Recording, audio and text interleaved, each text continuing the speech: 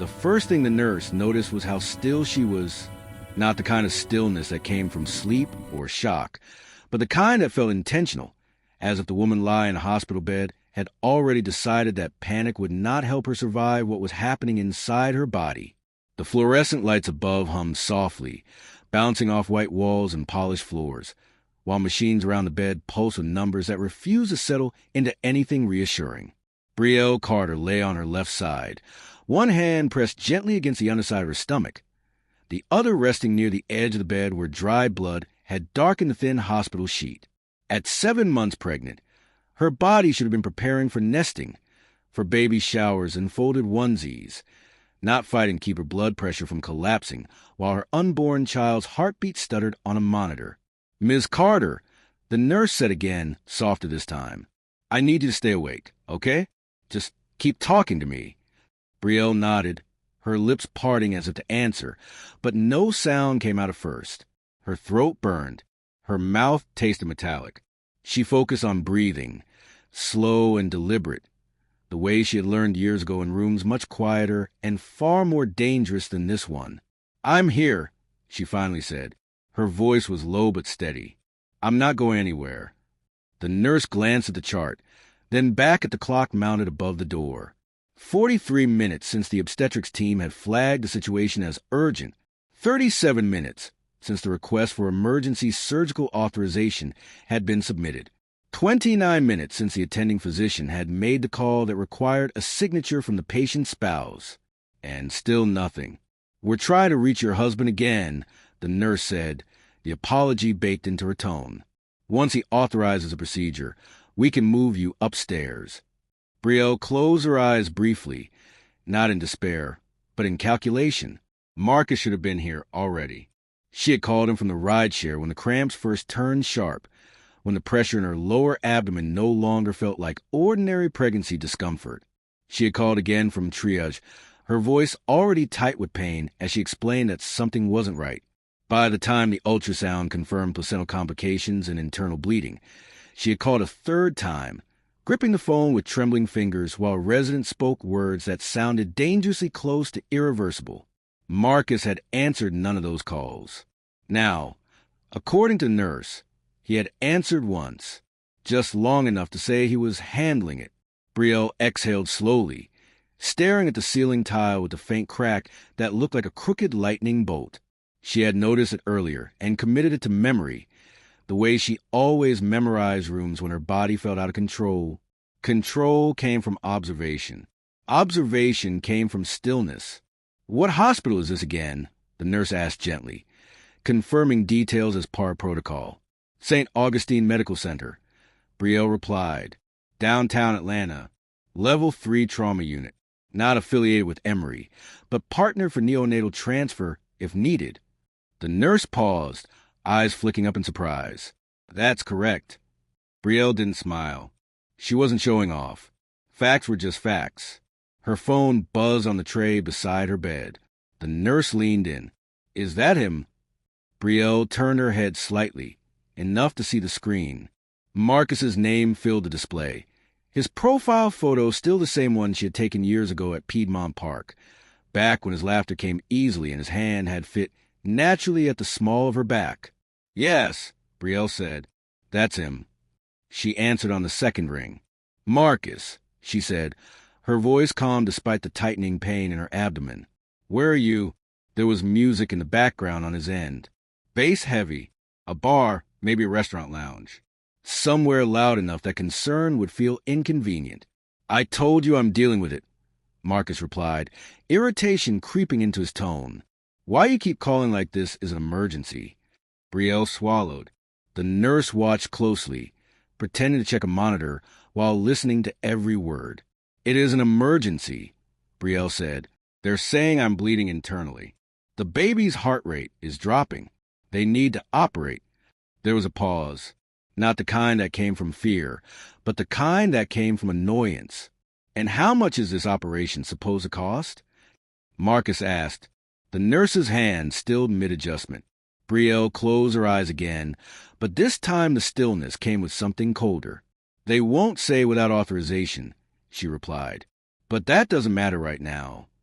It matters to me, Marcus said sharply. Every time you come in here, it's something new. Extra tests, extra procedures. You know insurance doesn't just cover everything. I'm hemorrhaging, Marcus. Doctors exaggerate, he snapped. They scare people into agreeing to things they don't need. You're always anxious. You always think the worst. Brielle opened her eyes and stared at the nurse, who now looked openly alarmed. I need you to sign the authorization, Brielle said. That's all. We can talk about the rest later. Marcus exhaled loudly into the phone. I'm not signing anything until I see an itemized estimate. I'm not letting them rack up bills just because you're panicking. The nurse leaned closer, her voice firm now. Sir, this is not optional. Your wife's condition is critical. Marcus laughed once, short and humorless. Who is this? I'm her nurse. Then stay in your lane, Marcus said. My wife has a habit of blowing things out of proportion. Brielle felt something shift inside her chest. Not breaking, not shattering, but locking into place. Marcus, she said quietly, listen to me. I am listening, he replied. And I'm telling you no, not until I get clarity. I'm not approving a blank check. The nurse reached for the phone, but Brielle raised her hand slightly, stopping her. Okay, Brielle said. The word landed heavier than Marcus expected. Okay, he repeated. Good. Finally. I'll come by later once things settle down. Before she could respond, another voice cut in on his end of the call. Babe, are you done? A woman asked, her tone casual, intimate. They're bringing the drinks. Brielle recognized the voice instantly. Serena. The woman Marcus had sworn was just a colleague. The woman whose perfume Brielle had smelled on his jacket weeks earlier. The woman whose name appeared too often in his text notifications for coincidence. Marcus didn't mute the call. Yeah, he said, his voice softening. I'm done. Brielle felt a contraction hit then, sharp enough that she had to grip the bed rail. The monitor spiked. The nurse cursed under her breath and reached for the call button. Marcus, Brielle said, her voice suddenly precise. You're refusing to authorize life-saving medical care. That's not what this is, he said. Don't twist it. You're choosing money over us. I'm choosing not to be manipulated, Marcus replied. There's a difference. Brielle inhaled through her nose, counting slowly. 1, she said. What? Nothing, she replied. I just needed to hear it clearly. Look, Marcus continued, impatience returning. I'll check in later. Stop stressing yourself out. The call ended. The room fell silent except for machines. The nurse stared at the phone in Brielle's hand, disbelief written across her face. He refused. Brielle nodded once. I'm so sorry, the nurse said, already moving toward the door. I need to escalate this. As the nurse rushed out, Brielle lay back against the pillow, the weight of what had just happened settling not as panic, but as clarity. For years, she had told herself that Marcus's sharp edges were temporary, that stress had hardened him, that marriage was about patience, about endurance, that love meant absorbing discomfort quietly so the other person could feel strong. But lying there, bleeding while her husband argued about invoices with another woman at his side, Brielle understood something with terrifying certainty. This was not confusion. This was choice. Her phone buzzed again. A text this time. Marcus, don't make this dramatic. We'll talk when you're calmer. Brielle stared at the message for a long moment. Then, slowly, she unlocked her phone and opened her contacts. She scrolled past names she hadn't used in years, past old friends, past burned bridges, past a life she had deliberately stepped away from. Her fingers stopped.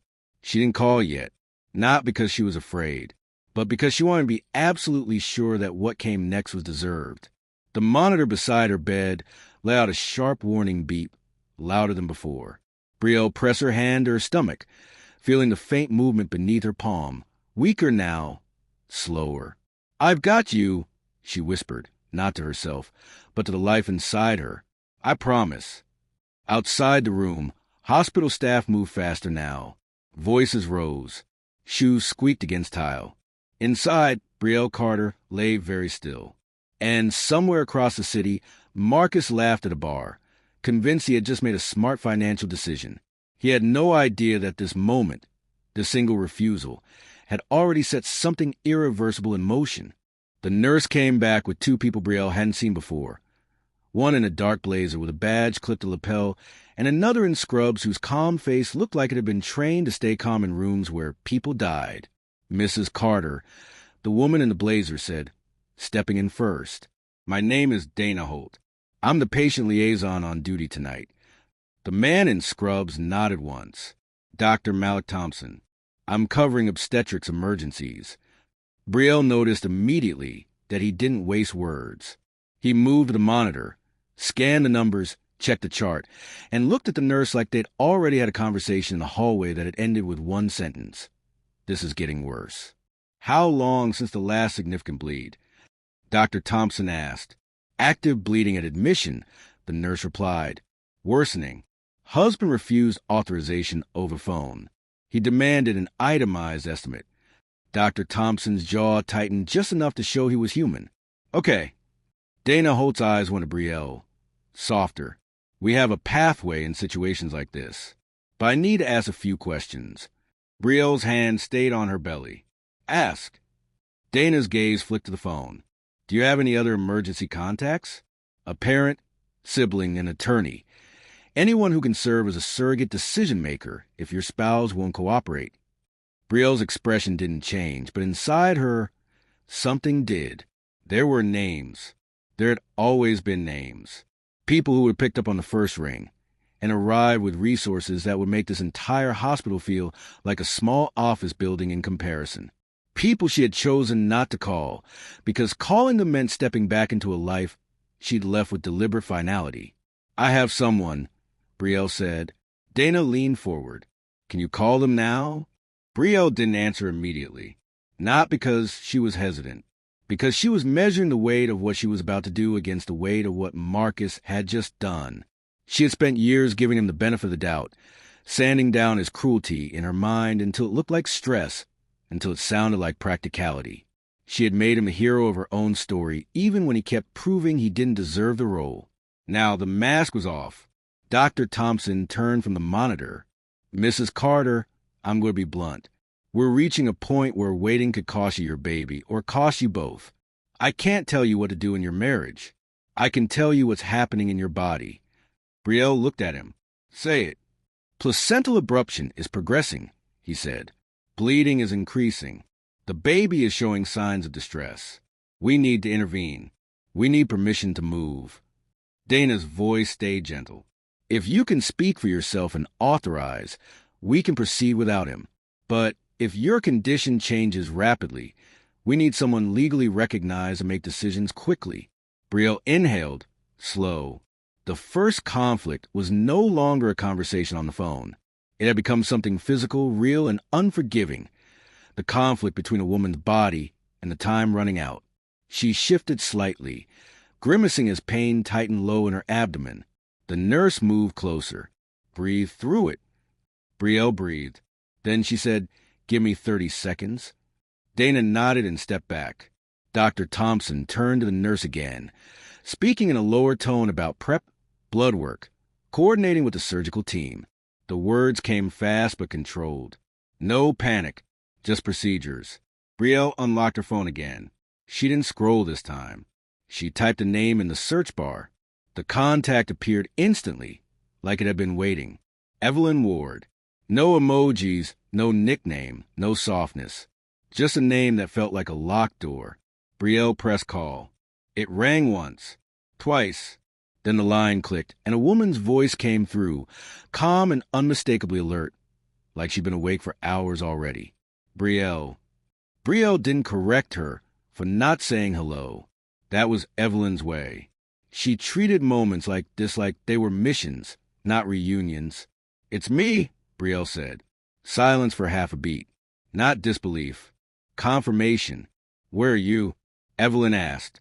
"St. Augustine Medical Center, downtown Atlanta." "What's happening?" Brielle kept her voice flat. "I'm bleeding. Placental abruption. They need to operate. My husband refused authorize because he wants an itemized estimate. On the other end, there was no gasp, no emotional reaction, just a quiet pause that felt like a file being opened.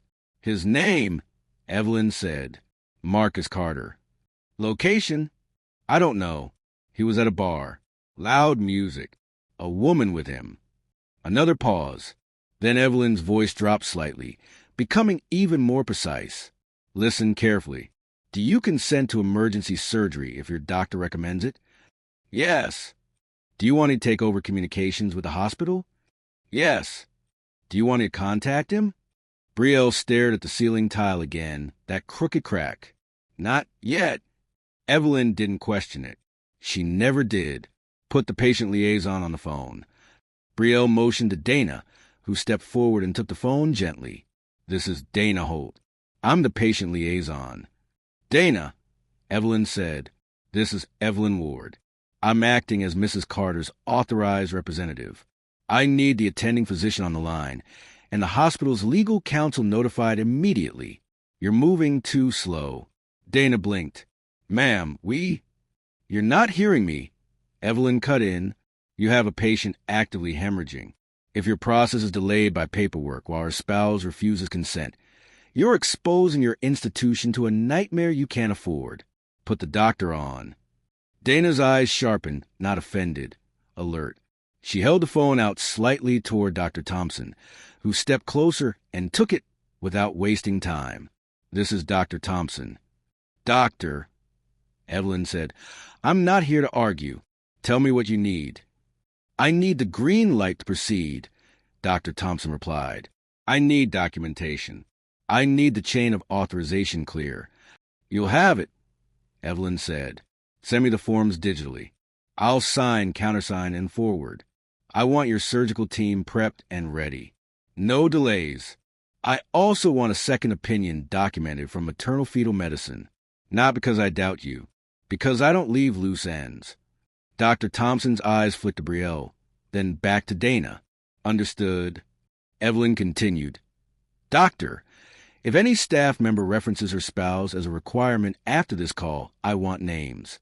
You will treat Mrs. Carter as a priority, not the man who abandoned her. Dr. Thompson's voice didn't change. Yes, ma'am.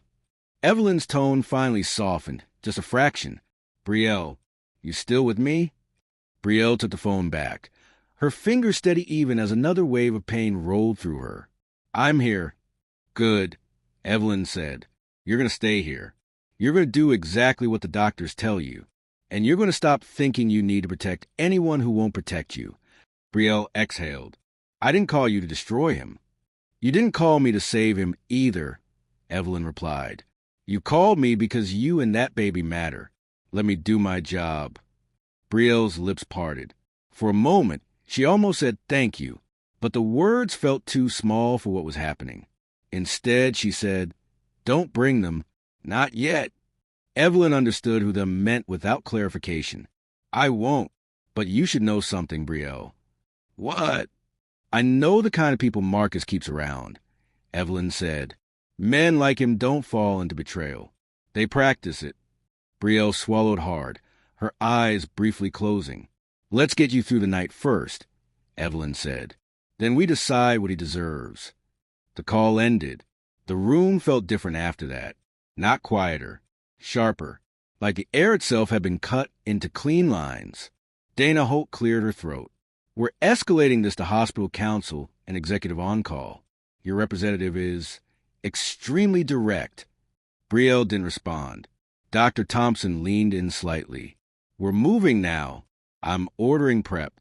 If you feel faint, if the pain changes, if anything shifts, tell us immediately.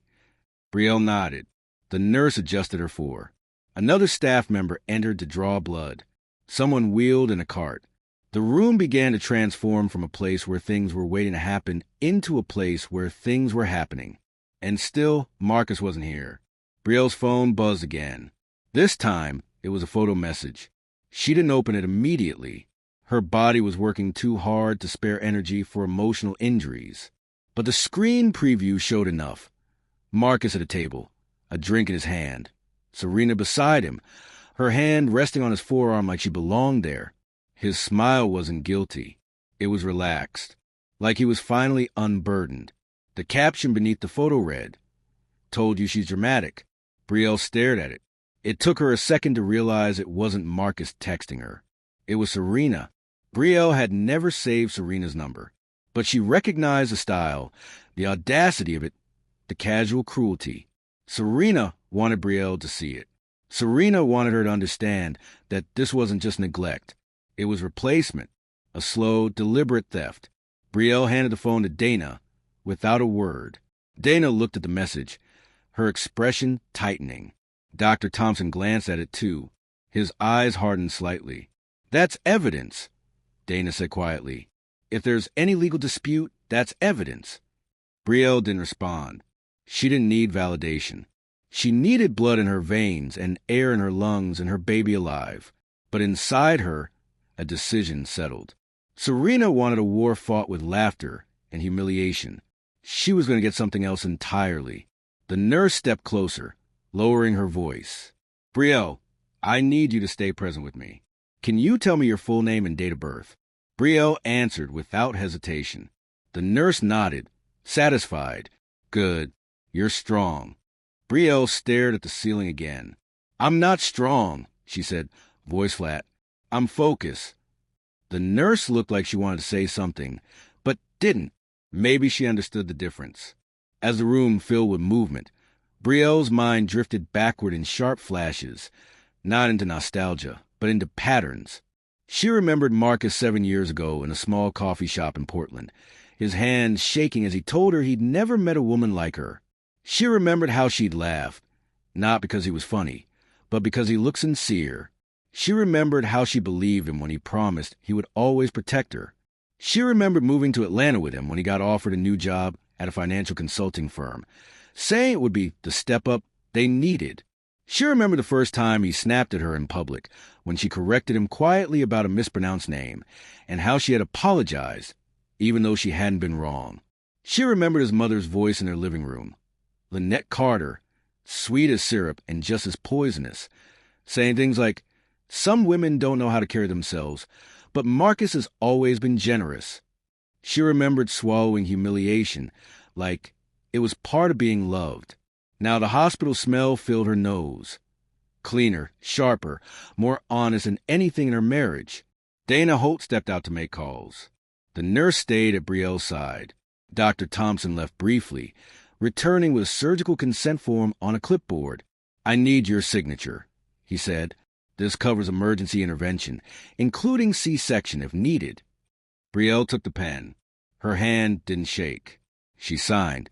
Her signature was neat and controlled, the kind of handwriting people had complimented her on in rooms where compliments were rare and often strategic. Dr. Thompson watched her a beat too long, like he was seeing something he couldn't place. "Your representative will countersign," he said. Brielle's lips barely moved. "She will?" The monitor beeped sharply again. The baby's heart rate dipped, then recovered. The nurse's eyes widened. "Come on, baby," she murmured, more to herself than anyone else. Brielle pressed her hand to her stomach again, feeling for movement. There was a kick, small, weak, but there. A flicker of relief crossed her face, then vanished. Relief was dangerous. Relief made people careless. And Brielle could not afford carelessness. Dana Holt returned with her phone in hand, her expression controlled in that professional way that meant something unusual had just happened. "Mrs. Carter," Dana said quietly, "our legal counsel is aware. Executive on-call is aware. Maternal fetal medicine is being consulted. Your representative also sent over documentation verifying authority." Dr. Thompson raised an eyebrow slightly. "Already?" Dana nodded. "Already." Brielle didn't ask what the documentation was. She could guess. Evelyn Ward didn't do things halfway. She didn't walk into a room unarmed. Dana continued, "We're moving you upstairs now. The surgical team is ready." The nurse and 2 transport staff stepped in, sliding Brielle carefully onto a gurney. The motion sent pain through her abdomen like a blade. She gritted her teeth but didn't cry out. Crying made people soften. Softening made them stop moving. Stopping could kill her baby. As they wheeled her into the hallway, Brielle caught glimpses of other rooms, other lives. A man asleep with a bandaged head. A teenage girl watching a phone screen with empty eyes. A woman arguing with a doctor near the nurse's station. Every person here had a story. Brielle's story had just turned into a collision. In the elevator, the nurse kept one hand on Brielle's arm. "Stay with me," she repeated. "I'm here," Brielle replied. The elevator doors opened on a floor that smelled colder, more sterile. Bright lights, faster footsteps, people who moved like they were trained not to hesitate. They rolled her into pre-op, where a woman in scrubs with sharp eyes introduced herself quickly, checking allergies, asking questions, verifying identity. Brielle answered everything. Then her phone buzzed again. Dana Holt, walking beside the gurney, glanced at the screen. "It's your husband." Brielle didn't reach for it immediately. Dana held the phone up so she could see. "Marcus, stop being childish. Serena showed me the nurse tried to intimidate me. If you think you're going to ruin my night because you want attention, you're wrong. I'll come when I'm ready." Brielle stared at the text. Then, slowly, she asked Dana, "What time is it?" Dana blinked, caught off guard. "It's 1:17 a.m. Brielle nodded. "Okay." That was all she said. But inside her, the clock started. Not because she was counting down to surgery. Because she was counting down to consequences. The anesthesiologist arrived, speaking calmly about spinal blocks and risks. Brielle listened. She asked a question about dosage ranges and monitoring. The man paused slightly, surprised again, then answered carefully. Brielle nodded like she was collecting data, not reassurance. A nurse placed a warm blanket across her shoulders. Brielle looked up at the ceiling lights in this room. Clean circles, no cracks. Perfect lights above an imperfect situation. Dana Holt leaned closer. "Mrs. Carter, do you want me to notify your husband of where you are? Or block his access?" "We can do either." Brielle's mouth tightened slightly. "Do not notify him," she said. "If he wants to know, he can come. If he doesn't, that's his answer." Dana nodded. "Understood." Then Dana hesitated, like there was something else. "What is it?" Brielle asked. Dana lowered her voice. "Your representative also asked me to inform you that she's on her way." Brielle didn't react. She shouldn't come. She said she wouldn't. Dana's expression was apologetic. She didn't come personally. She sent someone. Brielle's eyes narrowed slightly. "Who?" Dana glanced down at her phone. "A man named Julian Cross. He's already in the building. He's asking to speak with hospital counsel and to obtain a copy of the refusal record from your husband." Brielle's throat tightened. Julian Cross was not just someone Evelyn sent for paperwork. Julian Cross was the kind of man who walked into situations and made them irreversible.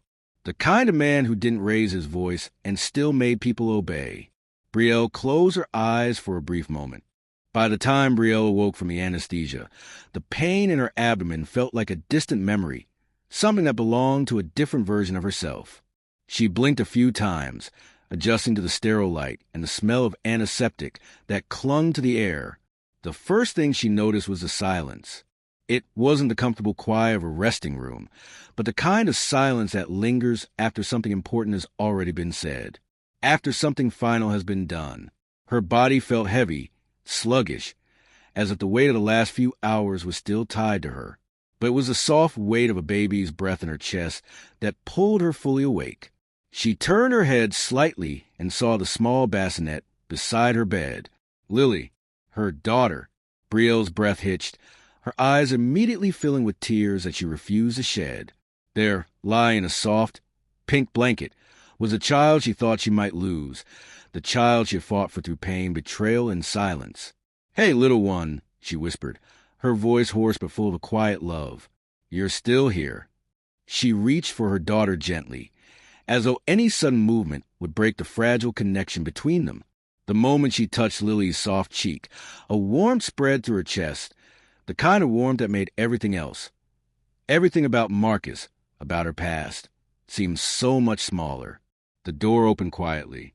Brielle looked up, not surprised to see Dana Holt standing there. Dana was the one constant presence through everything, even when it seemed like the world was falling apart.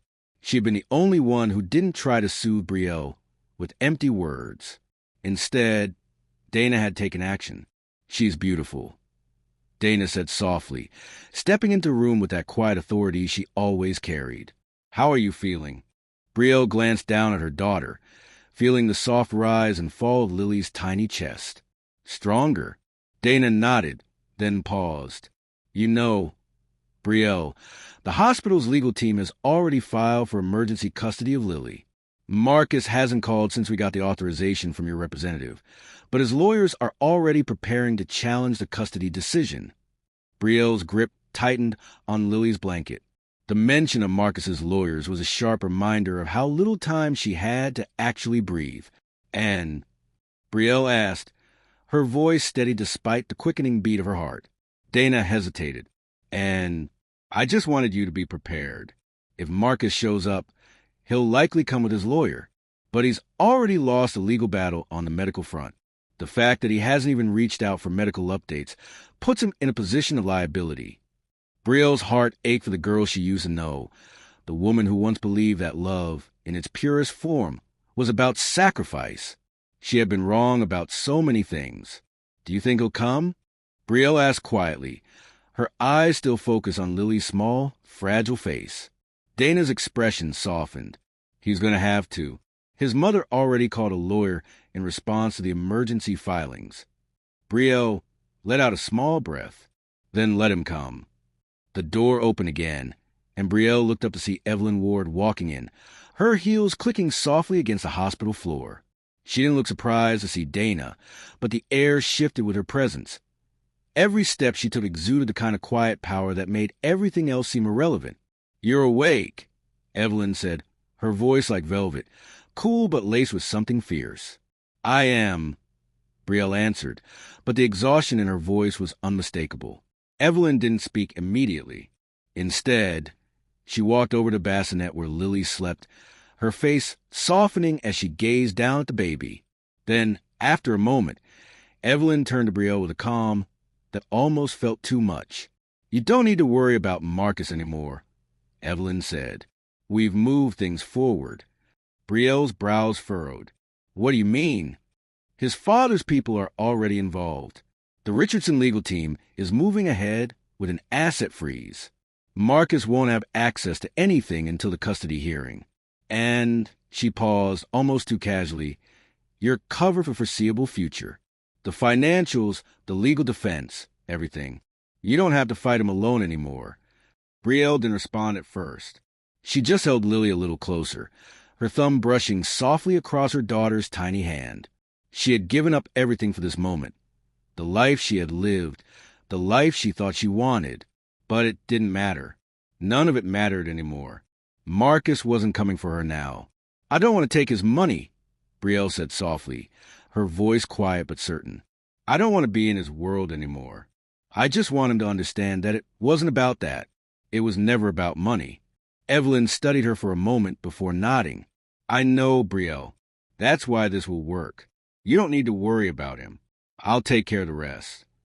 And for the first time, Brielle felt herself relax just a little. The door opened again, and this time it was a different man standing in the doorway. Tall, dark, and imposing, his presence was impossible to ignore. His eyes met Brielle's, and for the first time since the surgery, her breath caught in her throat. "Julian Cross," he said, his voice low and confident, almost predatory. Brielle didn't flinch. She didn't even move. She just looked at him with the same calm that had kept her standing all this time. "I assume you know who I am," he continued, stepping forward slowly. He was wearing a tailored suit, his presence uncomfortably authoritative. "I do," Brielle replied evenly. "What do you want?" Julian smiled a little, but it wasn't kind. It was the smile of a man who had spent his life being untouchable. "I want to make sure Marcus understands exactly what he's lost. And I'm going to help make sure you never have to deal with him again." The weight of his words didn't settle immediately. They hovered in the air like a storm cloud.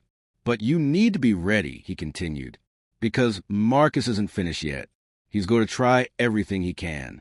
And the next time you see him, it'll be the last." Marcus had refused to authorize surgery.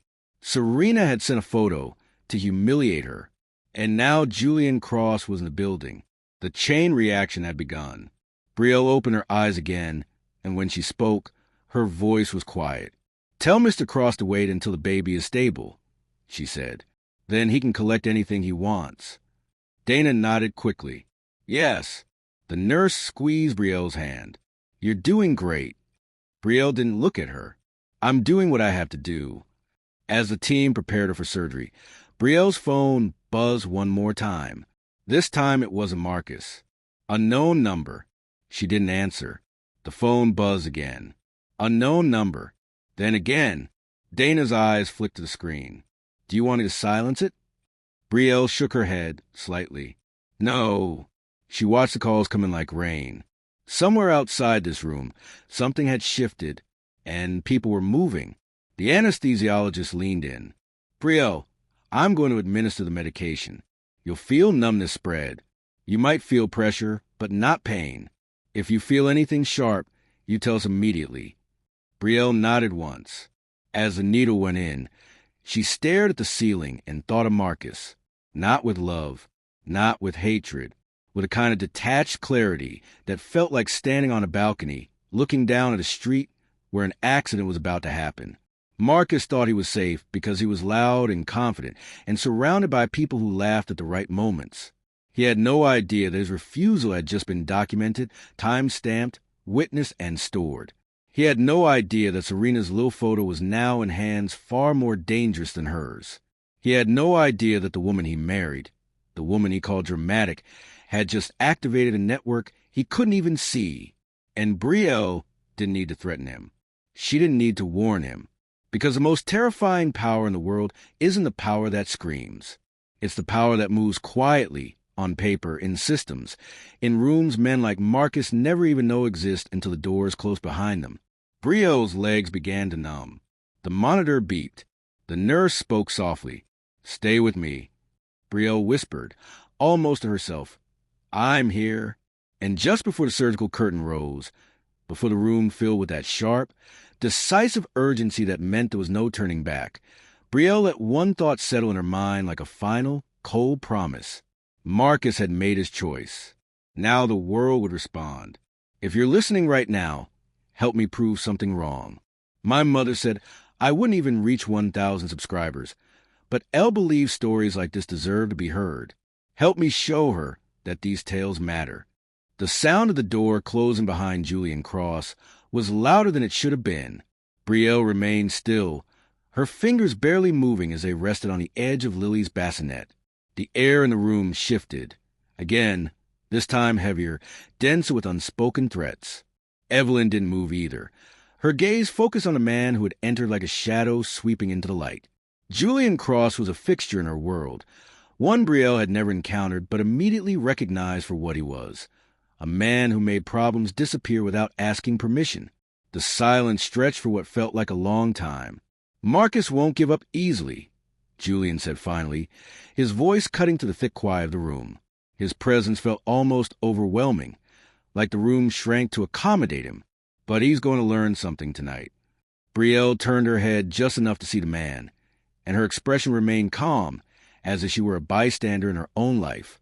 "I don't need him to learn anything," Brielle said softly, but there was something in her tone that made Julian pause.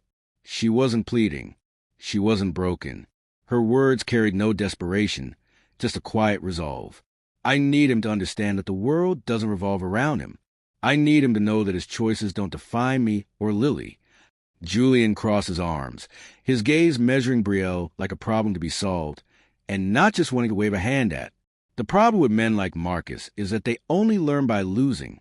They learn by hitting rock bottom. And by the time they realize how far they've fallen, it's too late to crawl back. Brielle's fingers curled slightly around the blanket around her daughter. "Then let him fall." The words landed without fanfare, as if she were stating a fact she had already accepted. The truth hung between them. She had made her peace with Marcus's betrayal, with everything that had gone wrong. What she hadn't anticipated, however, was the kind of fight it would take to bring everything to light. She had tried to hold it all together for too long. Evelyn stepped forward, breaking the moment of tension. I'm handling the legal matters.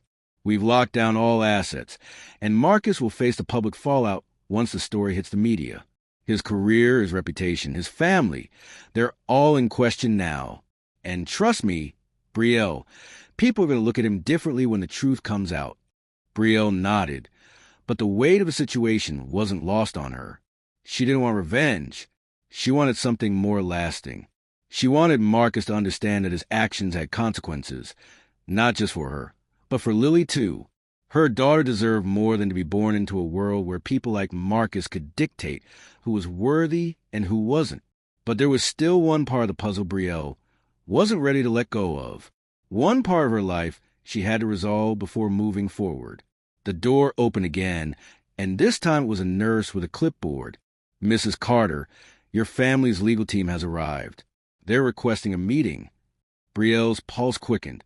She had been waiting for this moment. The moment when everything would move forward, when everything would shift from silence to action. It wasn't just about Marcus anymore. It was about ensuring her daughter's future was protected, that she had a chance to grow up without the weight of her father's mistakes looming over her. I'll see them, Brielle said, pushing herself up in the bed, the pain in her body briefly forgotten as determination replaced it. She had been living in someone else's shadow for too long, trying to be someone's idea of what a good wife, a good woman, should be.